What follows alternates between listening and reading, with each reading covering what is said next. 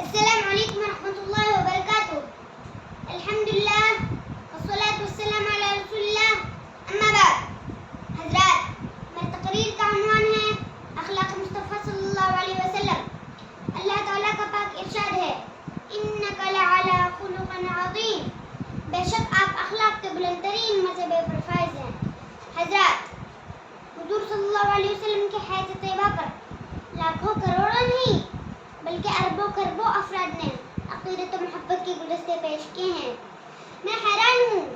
دل میں خیالات و افکار کا ایک سیلاب امانت آتا ہے. سوچ رہی ہوں کہ کتاب زندگی کا کون سا ورقہ کروں، چمستان سیرت کے حسین گلدستے کو پیش خدمت کروں، کیونکہ آپ کی سیرت ہمہ گیر اور ہمہ جہت ہے.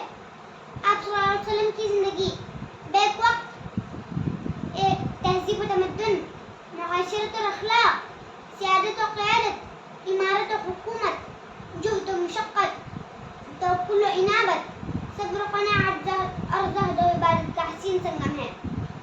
اور آپ کی زندگی بیک وقت ایک حاکم، ایک امین، ایک معلم، ایک افسر، ایک وزیر، ایک داعی، ایک آقا، ایک ملازم، ایک فاتح، ایک وکیل، ایک منصف، ایک باپ، ایک شوہر کے لیے بہترین نمونہ ہے.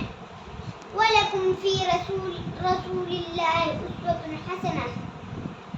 حضرات، آپ صلی اللہ علیہ وسلم نے جان کے دشمنوں کو معافی کا پروانہ دیا، بڑوں کا ادب، چھوٹوں پر شفقت کرنا سکھایا، اپنوں اور بیگانوں کو گلے سے لگایا، پڑوسیوں، لڑکیوں، مظلوموں، بیچاروں، مسکینوں، ناداروں، غریبوں اور جانوروں تک کے حقوق سکھائے، والدین، بھائی، بہن اور شوہر بیوی جملہ اہل خانہ کے ساتھ نیک برتاؤ کرنا سکھایا.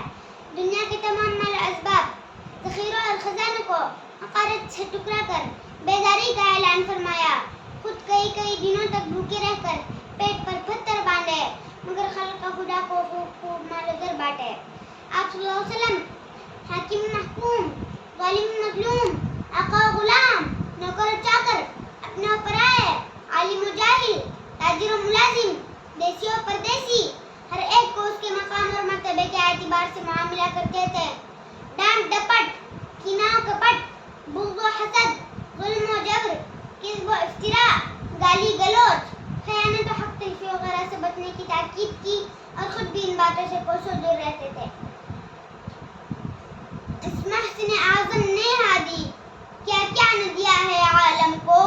اس محسن اعظم نے ہادی کیا کیا نہ دیا ہے عالم کو. دستور دیا، منشور دیا، کئی راہ دی